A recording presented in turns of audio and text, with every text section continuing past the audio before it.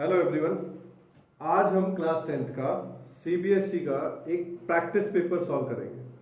उसमें से कुछ इंपॉर्टेंट क्वेश्चंस हैं, कुछ ऐसे क्वेश्चंस हैं जहां पे दिक्कत आती है बच्चों को, हम वो सॉल्व करेंगे। ठीक है, तो हमारा टॉपिक रहेगा सीबीएसई का प्रैक्टिस पेपर सॉल्व कर रहे हैं, पीपी। क्या सॉल्व कर रहे हैं हम? पीपी। ओके, उसमें बहुत सारे क्वेश्चंस आपको दिए जाएंगे। क्वेश्चंस को हमें ये देखते हुए देखना है कि अगर आपकी अप्रोच क्या रहेगी उस क्वेश्चन को सॉल्व करने की। ठीक है, मैं स्पेशली वो क्वेश्चन आपसे डिस्कस करूंगा क्योंकि देखो क्वेश्चन बहुत ज्यादा होते हैं जो सिर्फ वर्बली हो जाएंगे। आपको कॉपी पेन भी नहीं उठाना है, बस आपको कॉन्सेप्ट पता होना चाहिए, आपकी नॉलेज में वो चीज आनी चाहिए। अगर आपको वो कॉन्सेप्ट नहीं आता है तो आप कॉपी पेन उठा के भी नहीं कर पाएंगे। जैसे कि मैं एक क्वेश्चन मेरे पास है जो सीबीएसई के पेपर में है, उसमें बोला गया है, क्वेश्चन है एक, what are the roots of this equation 3x² बराबर 6x। इस इक्वेशन के रूट बताइए। ठीक है, अब अगर आपको कॉन्सेप्ट पता है तो आप इसको बहुत इजीली बता दोगे। ठीक, हमारे पास ऑप्शन भी दिए गए हैं। ऑप्शन है ओनली 2, बी ऑप्शन है ओनली 3, सी ऑप्शन है 0 and 6 एंड डी ऑप्शन है 0 and 2। ठीक है, क्वेश्चन को समझना है हमें कि सॉल्व हो कैसे रहा है। तो आप जरा नोटिस करो, 3x² बराबर है 6x के है। आप एक काम करो, 6x को इस साइड ले आओ, इस साइड ले, तो ये कुछ इस तरह से हो जाएगा 3x² माइनस का 6x इक्वल टू 0। आगे बात समझ में सिंपल है, हमने कुछ नहीं किया, इसको इधर ले आए बस। ठीक, अब इसमें से आप कुछ कॉमन ले सकते हैं। हाँ जी, कॉमन ले सकते हैं। 3x, क्लास 10th का प्रैक्टिस पेपर सॉल्व हो रहा है आज, ध्यान रखिएगा। 3x अगर कॉमन लेंगे तो आप देखेंगे कि 3x कॉमन लेने के बाद बच क्या रहा है वहां पे। तो हमारी जो वैल्यू बच रही है वो बच रही है x minus 6 x minus 2 equal to 0, because 3 के टेबल में 6 जो होता है वो 2 टाइम्स आता है। क्लियर है? अब आप एक काम करो, इसको 0 में भेज दो पहले। अगर ये पोर्शन 0 में जाएगा तो बचेगा क्या? 3x। तो पहले तो केस हो गया 3x इक्वल टू 0, और जब अगर 3x को 0 भेजोगे तो ये आ जाएगा x minus 2 equal to 0।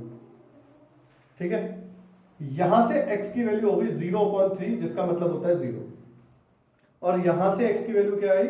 x equal to 2। ठीक, तो आपका आंसर क्या आ रहा है? एक तो हमारा 0 आ रहा है, एक क्या आ रहा है? 2 आ रहा है। तो हम इसको चूज करते हैं, डी ऑप्शन को।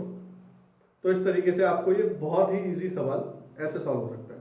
अच्छा, एक बच्चे गलती क्या करेंगे, वो गलती बताऊंगा मैं आपको। देखो, x से x काट देंगे, बचा क्या?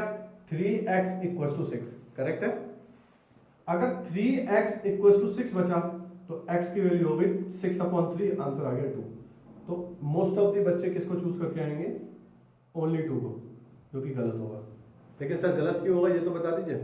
x² है ना, x² था यहाँ, इसके 2 पॉलिनोमियल, 2 रूट्स आएंगे। x1 होता तो 1 की वैल्यू आती, x³ होगा तो 3 आएंगे। ठीक है, तो इस तरीके से ये क्वेश्चन थोड़ा कंफ्यूजिंग था, लेकिन करना किस तरीके से और आपके आंसर को कैसे निकालना है वो आपको बहुत अच्छे से आना चाहिए, वरना आता हुआ सवाल भी आप बहुत आसानी से गलत कर देंगे। इस चीज का विशेष ध्यान रखना है आपको। नेक्स्ट क्वेश्चन देखते हैं, क्वेश्चन नंबर 2, जो इसी additional sample paper practice paper CBSE ने जो दिया उसका है। ठीक है, क्वेश्चन क्या है? एक सर्कल है, समझिएगा। इस सर्कल का क्वेश्चन है तो सर्कल चैप्टर से नहीं है, ऐसा जरूरी नहीं हो सकता, बिल्कुल भी जरूरी नहीं है। उसने बोला एक सेंटर दे रखा है, सेंटर का पॉइंट दे रखा है ओ के पॉइंट से -4,3, -4,3, और उसने कहा है कि एक पॉइंट दे रखा है उसकी बाउंड्री पे जिसका नाम है n, और उसके कोऑर्डिनेट दे रखे हैं -2.4, 1.8। ये कोऑर्डिनेट दे रखे हैं। उसने कहा है इसका रेडियस बता दो। मतलब अगर आप नोटिस करोगे तो उसने पूछा ये डिस्टेंस, किसी भी 2 पॉइंट अगर दे रखे हो और अगर डिस्टेंस निकालना हो तो उसके लिए कोऑर्डिनेट ज्योमेट्री में एक टॉपिक दिया गया है जिसका नाम है डिस्टेंस फॉर्मूला। आपको बस इतना समझते ही आपको तुरंत याद आ जाए, अरे ये तो डिस्टेंस फॉर्मूला लगाना पड़ेगा यहाँ तो। और डिस्टेंस फॉर्मूला क्या होता है कि अगर मैं ओ एन स्क्वायर की वैल्यू निकालूं तो वो हो जाएगा x2 माइनस x1 का square plus y2 minus y1 का स्क्वायर। अगर ये कॉन्सेप्ट पता है तो वहां तुरंत लग जाएगा, और तुरंत लग गया तो आराम से सॉल्व हो जाएगा। अब सर ये क्या था, आप एक काम करो, x1 y1 इसको मान लो, x2 y2 इसको मान लो। आप उल्टा भी कर सकते हो, आंसर तो आना ही है। ठीक, ओ एन की वैल्यू मान लेते हैं 4 -4 है, -4 में माइनस किया आपने माइनस का 2.4 और फिर उसका होल स्क्वायर कर दिया। y2 की वैल्यू ले लेते हैं 3, आपने 3 में से माइनस किया 1.8 और फिर कर दिया उसका होल स्क्वायर। ठीक है, सॉल्व करते हैं। आप देखो ये -4 है और ये -2.4 और माइनस ये हो जाएगा प्लस, तो -4 प्लस 2.4 का होल स्क्वायर, और 3 में से तो आप 1.8 आराम से हटाओगे तो कितना बचेगा 1.2 का स्क्वायर, 1.2 का स्क्वायर। अब 4 में से 2.4 हटाइए क्योंकि 4 माइनस का है, 2.4 प्लस का है, तो आप इसको करिए, ये हो जाएगा माइनस का 1.6 का स्क्वायर प्लस 1.2 का स्क्वायर। 1.6 मानिए या 16 मानिए, उसको 16 का स्क्वायर होता है, हम जानते हैं 256, क्योंकि एक डिजिट के बाद डेसिमल है तो 2 डिजिट के बाद डेसिमल आ जाएगा क्योंकि हम स्क्वायर कर रहे थे। 12 का स्क्वायर हो जाएगा 144, तो 1.44 लिख लेंगे क्योंकि 1.2 इंटू 1.2 होता है 1.44। आप दोनों को अगर इसको ऐड करेंगे 256 और 44 तो आप नोटिस करोगे इसकी जो वैल्यू आएगी ना वो आएगी आपके पास 400 या फिर 4.00, जो है ओ एन का स्क्वायर। क्या है वो, ओ एन का स्क्वायर। तो स्क्वायर को जरा इधर भेज दो, स्क्वायर को क्या करो आप इधर भेज दो इस तरफ अंडर रूट में, तो आपका आंसर आ गया 2 यूनिट। आपका आ गया आंसर 2 यूनिट, और 2 यूनिट जो है ना वो आपका बी ऑप्शन है, बी ऑप्शन। तो क्वेश्चन दिया था सर्कल बनाकर, लेकिन चैप्टर का टॉपिक था वो था कोऑर्डिनेट ज्योमेट्री। नेक्स्ट क्वेश्चन जो दे रखा है क्वेश्चन नंबर 3, वो हमें दे रखा है सिमिलैरिटी के बेस पे। ठीक है, क्वेश्चन है, देखिए एक ट्राइंगल दे रखा है PQR।